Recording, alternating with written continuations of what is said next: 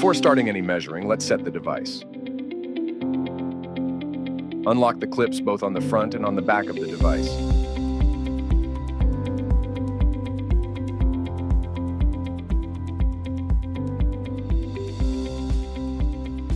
Remove the hammer protection case.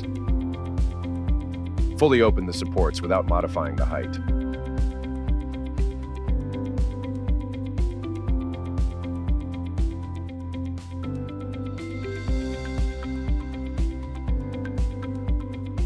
Look for the cleanest part of the floor.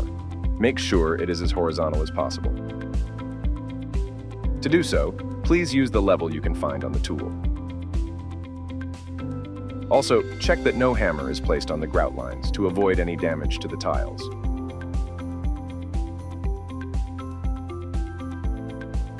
If you follow these instructions carefully, the operating conditions and the precision of our device will allow the hammers to constantly fall on the floor and obtain the best results.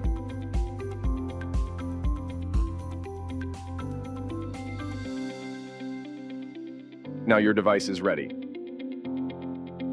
If you want to know more about how to use it powered by battery or cable, please watch our next tutorials.